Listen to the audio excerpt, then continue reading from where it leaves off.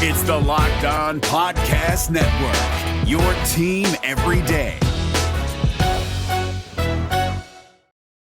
Locked On Bulls, part of the Locked On Podcast Network, a show for the most passionate fan base in the NBA. Covington playing Levine, topside three ball, bam! Onions, baby onions!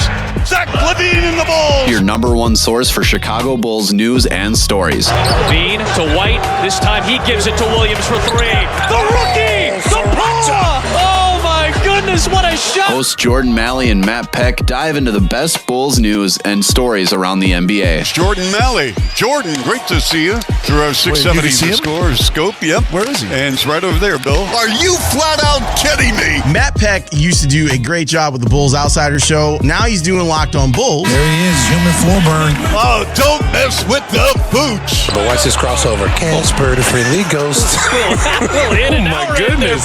So kick back, I'm not. relax, I'm not. and get ready for the best hour of your day. I'm not. You can just see the vibe. And these guys are men. Locked On Bulls starts now. I love it. Pass to Levine with a right-handed jackhammer slam. Oh, my goodness, that was filthy. Here are your hosts, Jordan Maly and Matt Peck. I'm getting out the dancing shoes.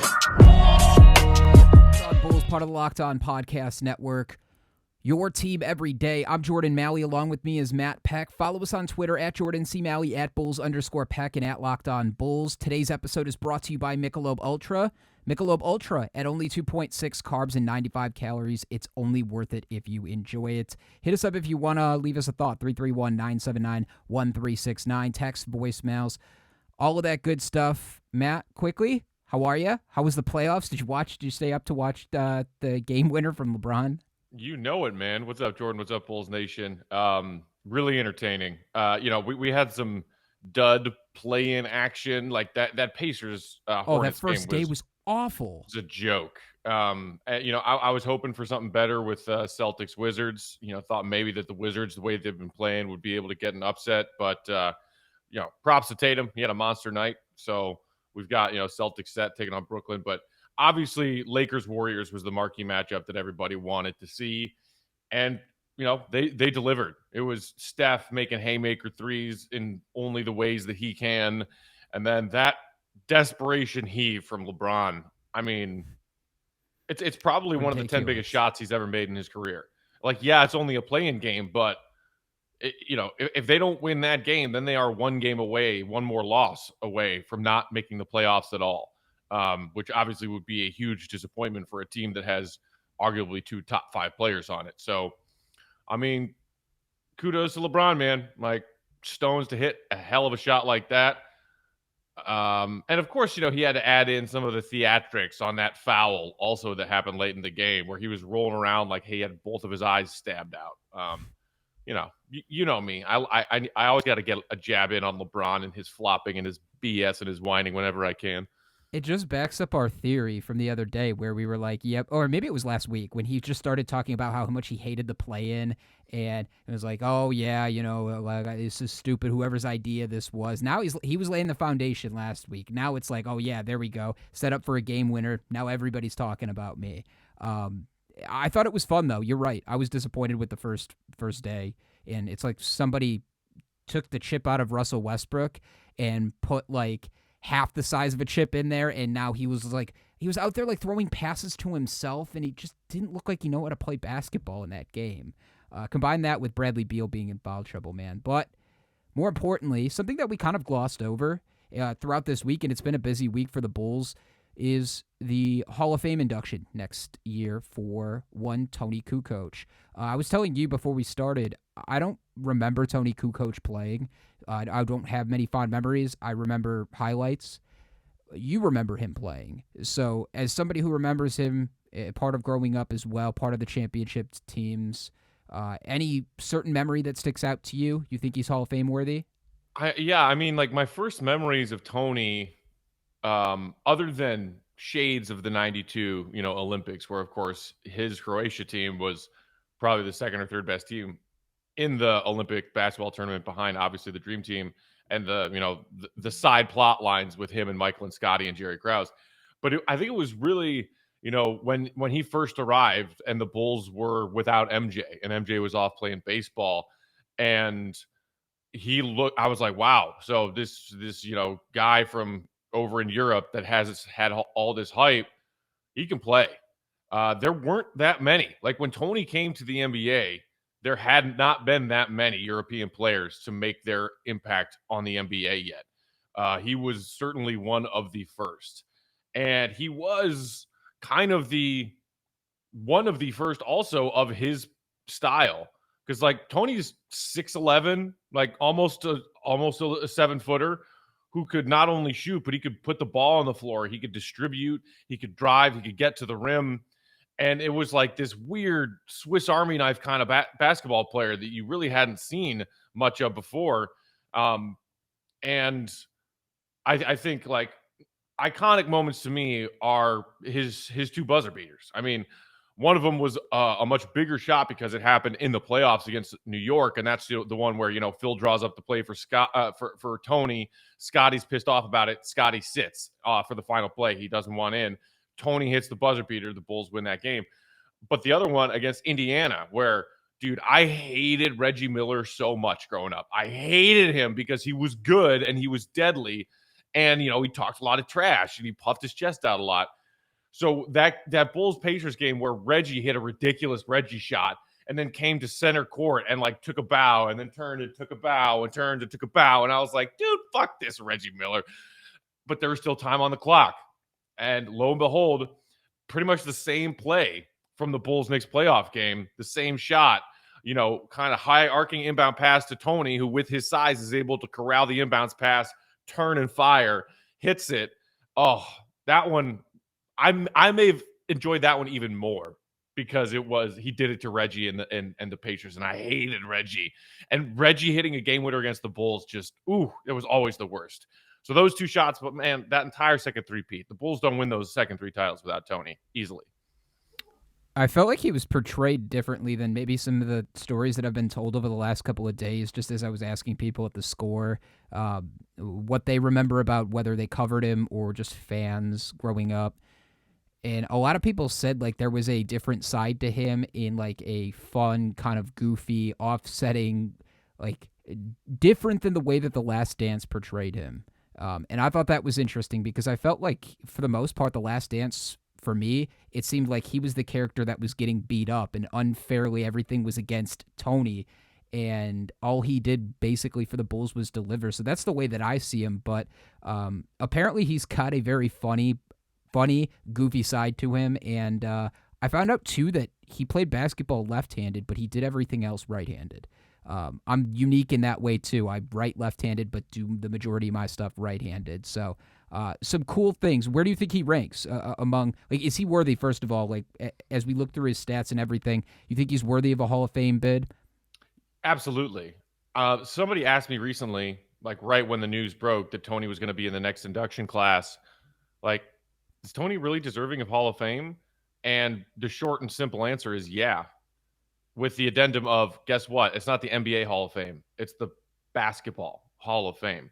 And 3 rings and a 6th Man of the Year award on a historically good 72-10 team might be close enough to get you there by itself. But I could understand that some people might say that sample size, that resume is not good enough for the Hall of Fame because you weren't the best player on a team that won 3 titles. You were a complimentary player. However, before he came to the Bulls, he has several EuroLeague titles, EuroLeague MVPs. He has a FIBA World Championship MVP. Like, the dude was a star overseas before he came to the NBA. And that's kind of what some Bulls fans, don't remember. But it took convincing to get Toni to come, which at the time you would think, like, why would you pass up the opportunity to play in the NBA, especially like right in that moment? The 92 Olympics happened and the world was obsessed with USA basketball and the Dream Team and MJ and his Bulls. So it's like, well, duh. Like, if the Bulls drafted you, get your butt over here and play. Why are you waiting? And the doc, The Last Dance touched a little bit on that with Toni, who was at the time a very young father in a war-torn country and didn't want to up and leave. And he was making more money playing professionally in Europe than he would have on a rookie contract in the NBA. So that whole thing of like, oh, come on, Tony, like, why are you dragging your feet? Get over here. I always thought that was kind of bogus, that some Bulls fans took issue with that. But when you talk about his entire body of work and the resume that he was stacking up before he got to the Bulls in the NBA, hell yeah, he's Hall of Fame worthy. It is cool, and like we got to continue. At least me as a younger NBA fan, I got to continue to remind myself that yes, it is the Basketball Hall of Fame, not the NBA Hall of Fame. Because I like just asking people, I'm like, what did you think of the reaction of Toni Kukoc? Like some diehard Bulls fans are like, oh yeah, it's kind of a joke. They're letting everybody in now, but I think it's awesome as far as like trying to expand the game overall. Letting an international committee vote players in, letting somebody from the media or multiple people from the media that cover basketball into the Hall of Fame. They've expanded that too. So I think people that maybe didn't get the recognition they deserved for accomplished careers, Kukoc being a good example of that, I think it's cool now that they were able to do that. It's too bad too. Like my generation, Matt, I'm sure a lot of Bulls fans feel the same way. If you're not an international Bulls fan in your mid-20s, if you grew up here in the United States or around Chicago, I don't know how much you were exposed to Toni Kukoc or how good he was. So I'm glad The Last Dance gave me that reminder of it, too. Yeah, and if anybody, wants to hear more from Tony after getting inducted, he had a solid interview with, like, the entirety of the press via Zoom that's on YouTube that you can go find and watch and listen to. And he also did a one-on-one with Casey Johnson in one of the Bulls Talk podcasts recently. And they had a great convo because Casey was covering Tony and that Bulls team way back when. So, Casey and Tony have a rapport that goes back 20, 30 years. So it was great to hear them have a conversation and hear Tony talk about what the Hall meant to him. So go check those out if you want some more Toni Kukoc love. So this is only a minute and a half, but there's a whole hell of a lot more in this than just 90 seconds worth of stuff. So I'm glad you pointed our attention to this because it's really good. I always like Zach Lowe and Woj talking back and forth, too, because you get the inside angle from a news perspective, but you also get the analysis from Lowe himself. And Woj is a good guy, too. Like, Woj is a good basketball mind as well. But let's take a listen to what they have to say about the Bulls, Lonzo Ball, and Spencer Dinwiddie. Lonzo Ball, go. Restricted free agency, the Bulls, there's a lot of interest there. That deal could have happened at the trade deadline. I think Lauri Markkanen, if Chicago is willing to maybe do more with the draft, throwing a pick in, that deal might have happened then, but they had done the deal with Orlando. They had sent picks off in that, and they knew they had cap space. They knew they had the summer. But there'll be teams, the point guard position, like let's say we've got Chicago and we've got New York and we've got point guards and we have a restricted free agent and Lonzo Ball. We have an unrestricted free agent and Dennis Schroeder potentially with the Lakers. And so, those and Spencer Dinwiddie, who is still out there. Again, another very likely will be a free agent. Coming off the surgery, he's been working out. He's back on the court. And so, but I think Ball in Chicago will be an interesting one to watch. And it'll be interesting to see what New Orleans does and how they want to structure their payroll, how far they're willing to go on matching an offer sheet. Do they want to match it at all? But I think Lonzo will get a pretty good number. I think whether it's Chicago, whether it's New York, some other places with younger point guards who might want to bring in a little more of a veteran. So I'll say this. I didn't catch the Dennis Schroeder little drop in there too. He's also a name we haven't talked about. I like to call him Rondo Light because that is exactly what I think of him. Actually, a better shooter than Rondo was, but yeah, the Lonzo thing, man, it's like I thought it was just our fan base for the most part, and like the trade deadline, I thought that was going to kill most of this like sort of buzz on him. I resorted to the fact that I didn't think that the Bulls were going to have enough money to be able to sign him to a long-term deal. It would kind of clog up everything else they want to do, but it seems like that is a top priority for this team. Now the question is that coming from the Bulls? Is that Woj's opinion, or is that coming from Lonzo again? Because we know Lonzo has said that he wants the two places he'd like to play in is Chicago or New York in the past. Yeah, I think the Lonzo-Lowry swap opportunity is probably behind us. Woj mentioned it there, and it was reported. It wasn't just rumors. It was reported that the Bulls and Pelicans had some talks, and those talks involved names Lauri Markkanen and Lonzo Ball. So people thought, well, maybe they'll revisit that come offseason. I don't see it as super likely. I know Bulls fans have been really hyped and all aboard the Lonzo train since those rumors started swirling around, almost a year ago. a couple of things could happen that I think are more likely than Lonzo coming here. Maybe Zion speaks up and says, "Hey, I like playing with Lonzo. Find a way to keep him here in New Orleans, and you got to keep Zion happy because there's your franchise right there." Or Lonzo gets a ridiculous, overvalued offer from some desperate team that the Bulls can't match or don't want to match. I think that either of those scenarios are more likely than Lonzo wearing a Bulls jersey next season. I also don't know if he's exactly what this team needs. That's perhaps a tangent conversation. What about you? I think it's still interesting. It's about cost again, though. And I don't say that because I don't think he's not worth the money that maybe he's going to ask, 15, 20 million. I don't think that that's necessarily bad if you want to invest in his future. It just hamstrings what the Bulls want to do if your plan is focused solely around Zach LaVine and or Zach and Vooch. Like, that's my mindset as a fan, is I want the Bulls to build around Zach. I want the Bulls to build around Zach and Vooch and see what those two guys really give you. You're hamstrung if you spend 15 to 20 million or even 12 to 15 million on Lonzo, at least this season. I'm with you, though, too. I did find his comments very interesting, though, from post, like his end of season press conference, when he said he liked being in that role of a 3-and-D type of player, and that's sort of what the Pelicans asked of him, especially when Zion was off the floor, is like, shoot threes, see if you can get the ball to Zion, but for the most part, go use your above average defensive skills, and that's what we really need. The Pelicans were awful on defense this entire season. So I'm with you. I just don't think it's in the cards, and I hate to say that, and people are not going to want to hear this. I think the Knicks might be a spot. That might be a spot for a team that was really good this year, looking to take another step forward and bring in a player that aligns with sort of their core as well. I mean, could you imagine the point guard skills with Lonzo and playing for Tibbs? I mean, Tibbs would get the absolute best out of him. Yeah, he probably would.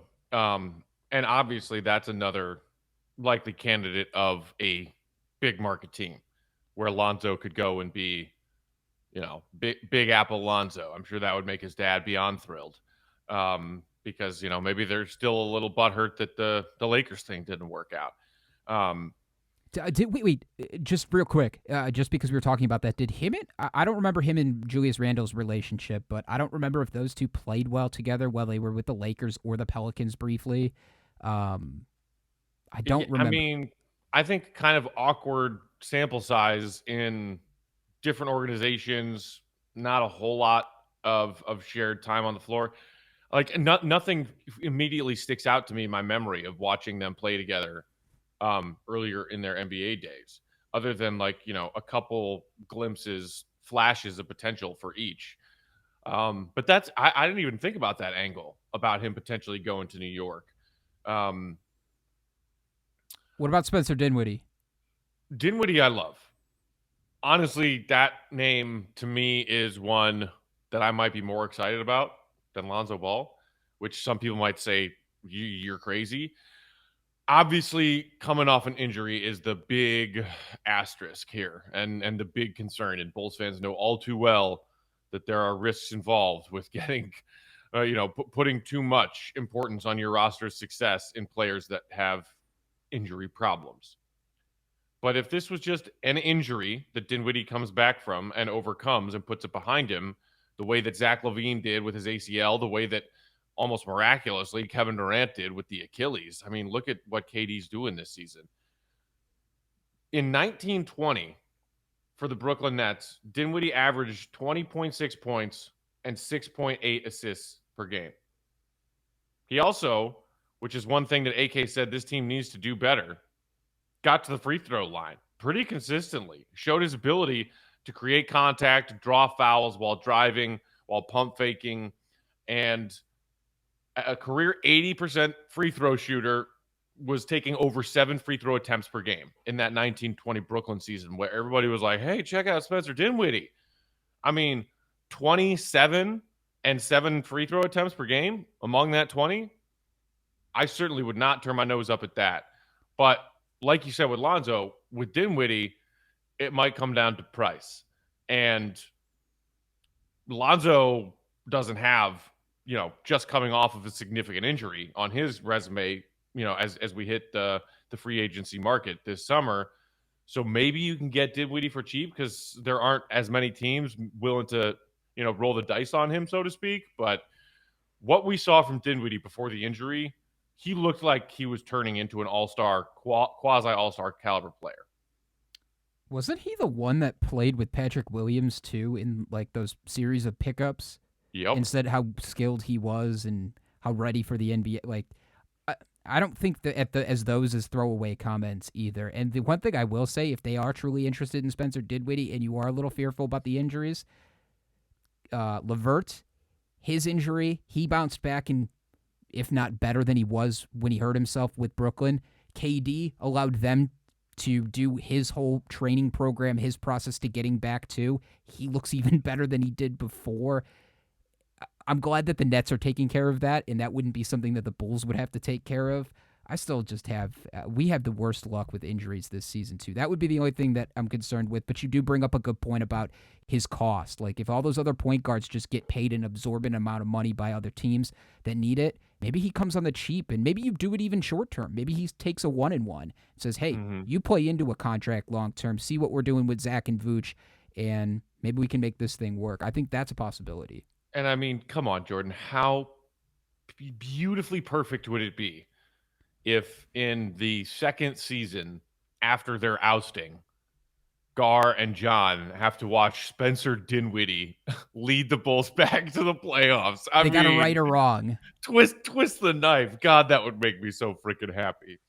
We have really good guys and really good people in this organization. And that I feel very, very confident and have great belief in that part of it. But to sit there and say, hey, we're a playoff team next, we have to earn our way in there, and I've never, I'll give you a great story on Joakim Noah, and everybody knows Joakim real well. Nike came into Florida when Joakim was a sophomore, and we were like the number one team in the country. And it was pretty clear we were going to go to the NCAA tournament. And Nike came in and they wanted to do different kind of uniforms for the NCAA tournament for different teams. And we were one of the schools that was picked to do that. And I really, to be honest with you, didn't care about the uniforms. The players that got to wear them, I wanted them to be comfortable. So I was in there with Al Horford and Corey Brewer and Joe Kim and Torian Green. And the Nike rep, and this was probably like in February, and the Nike rep comes in and starts talking about what they want us to wear during the NCAA tournament. And Joe Kim looked at the rep and says, how do you even know we're going to get to the NCAA tournament? Like, why are you coming in here talking about that? We're not even at that point right now. And he didn't want to talk about it. And I had great respect for him because sometimes you want to project where somebody's going to be or where we're going to be a year from now. I have no idea. That's why we're going to play the games. But there's a lot of areas we've got to get better at. And if we don't put the work in to get better, then it's not going to happen. Now, I believe in the group in terms of the character of the people and them hopefully being incredibly motivated coming back next year. But I don't want to forecast because I don't know what the future is. And that's why, they keep score, and that's why it's a competitive situation. So I do believe in this group. I do love being around these guys. They were wonderful to work with, but we have to get better, and we have to get a lot better. And we got to get better competitively. We got to get better in terms of our turnovers. We got to get better in our fouling. We got to get better defense. We have to get better. Now, do I believe they can get better? Absolutely. But we have to do it. And I don't want to sit there and say, hey, this is this is that. This is where we need to put the work in. And I think like Arturo said, and I agree with this statement 1,000%, we can't skip steps. What do we do the first day of training camp? How do we operate in the summer? How much improvement are we going to make? What kind of work are we going to put in? Because if we don't do that, we can't expect to get the results that we want. It's a great because story. That's the mentality you want your players to have. Joe Kim's thing is, hey, we're in February right now. We got a game here on Saturday. Not worried about the NCAA tournament. We got to earn our way into the NCAA tournament. We're not in the NCAA tournament. No one selected us to the tournament, and you're coming in here talking about the tournament. And he's exactly right. And that's the mentality you have to have. You have to win every day. You have to win every day. And you're blessed and given the opportunity of 24 hours in a day. What are you going to do with that? If you're going to sit there and keep looking down, and I think so much in life we all do this. We're worried about the future, or we're dwelling on what happened in the past, and we forget to live what's going on today. How do we handle today and get better today? That's a fucking awesome story, man. And it honestly encapsulates a lot of the core issues with this Bulls team, not X's and O's wise, but just like mentally. Like, guys thinking too far ahead into the future or overanalyzing what they're doing or just not having any confidence in themselves. But to tell a Nike rep, like, get the fuck out of here. Like, get out of here. Like, why are you showing us NCAA tournament? That is fucking awesome, man. I mean, he is true to his core. Have you heard that story before? I don't think I have. I had never heard that story before. That is awesome. Awesome stuff from Billy Donovan. It is not surprising. Doesn't that seem like something that is totally in line with Joakim's character as far as Bulls fans came to know him? I'm concerned about, 94 feet, the parameters of this basketball court and winning this game today, right now. That's what matters. Anything off the court, endorsement deals or Nike shoes about, oh, hey, well, this is around the corner. Let's start talking about this because it's around the corner. To hell with that. Let's live in the now. Let's work hard in the now, and let's get a W in the now. That is absolutely, quintessentially what Joakim always was and was about. And it kind of reminds me of the whole theme of the, concluding moments of the Last Dance doc. Because you know who else was obsessed with living in the now and winning in the now? Michael Jordan. That dude, that especially the final, the Last Dance, the 97-98 season, every night, every city he went to, mobbed by media. What are you going to do? What's coming up next? What does your future hold? And MJ said, you want to talk about tonight's game? Because that's what I want to talk about. That, I mean, and the Eddie Vedder song, right? Live in the present tense. And that being the way that we say farewell to that documentary and that story. Joakim is a live in the present tense kind of dude. So it's awesome to hear that kind of story from Billy Donovan. I think something else that maybe I'm just drawing this conclusion, so maybe I'm late to the party on it, but Billy Donovan's judgment of character of guys and the guys that he wants to build teams around, I think is very good. There's a lot of examples, even going back to his college days, and the way he's able to mold guys, too. They all think similarly to him, and they all have the same type of mindset. And I'm thinking about guys like Al Horford, too. Thinking about Bradley Beal. All of those guys have sort of that dog mentality, right? They've been in weird situations throughout the NBA, but they all are talked about in the same similar light. I think it's cool, and Bulls fans should be excited about that, too, is like if he's got great judgment of character, and there's a ton of examples to back that up, even coaching throughout the NBA, and he's proven results, I think anybody that might hear some of the coach speak that he likes to do and think sort of it's fake, like, I think we're blessed to have a guy like that, and if you're looking for positives, there's a positive. He's got a bunch of connections around, and he's molded guys like that. So I'm very confident what he's going to be able to do with this team. It's only been year one, but to hear him talk about Joe that way is awesome. Is there any chance Joe could become a coach for the Bulls? Player coach. He's dude. He can give you 10 good minutes. He can give you 10 good minutes.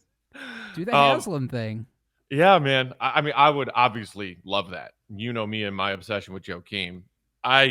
I am happy for him because he appears to be living his best life right now on, living in mansions on various beaches with his beautiful family, his Victoria's Secret angel wife, like hanging out on yachts. Like, dude, Joakim, do your thing, baby. Do your thing. But I mean, and then just as far as what Billy Donovan is saying, using that story as a parallel to what the Bulls are dealing with now. We just finished out season one. We're disappointed in where we finished. Now we got to look ahead to what do we do better next season? What do we do differently? And maybe he was kind of talking about the focus on the now that Joakim had that he saw as something that was lacking from this team this season. And we went over it right after the Bulls season concluded on this podcast, the number of games that they let slip through their fingers. The win now mentality, that kind of stuff that Joakim always certainly had. How many games did Joakim clinch for the Bulls, regular season or playoffs? Not because he hit a big shot, and maybe sometimes he had big buckets, obviously, like Game 6 Boston, but because of a big play where he was in the now, he was focused on winning that moment. And how many times have we watched the Bulls mindless, careless, turnover, bad shot, et cetera, et cetera, et cetera, as we are watching them cough up another game they should probably win.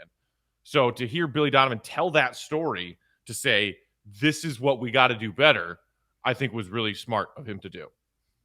What I took away too was it's like you can't just say you're about it. You can't just say you're about the work. You have to actually put in the work. Like saying it is one thing, backing it up is another, but also too, you don't necessarily need to always say that. You don't need to always say those things. Just go out there and let the work show what you can do. And I think it's a new era of basketball with guys that they learn differently, they communicate differently than they did 10 or 15 years ago or 20 years ago.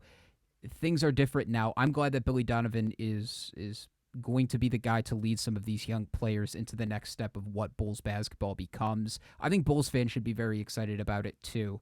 And we'll see what the additions are going to be, man. I want people's thoughts, though. Whether you want to give us a Toni Kukoc thought, maybe favorite memory, especially for our international listeners out there, text, email, call, tweet, any of that. You want to give a Toni Kukoc your thoughts on him going to the Hall of Fame. You want to give us a voicemail, text messages on any of the rumors that we sort of talked about, whether it be Dinwiddie, Schroeder, Ball. 331-979-1369 is the place to do that. We're on Twitter at Jordan C. Maly, at Bulls_Peck, and at Locked On Bulls. Again, 331-979-1369 for your voicemails and text messages. For Matt, Peck, I'm Jordan Maly. Bulls Nation, have a wonderful day. Be back tomorrow with a fresh episode. For Jordan and Matt, we are out. Deuces.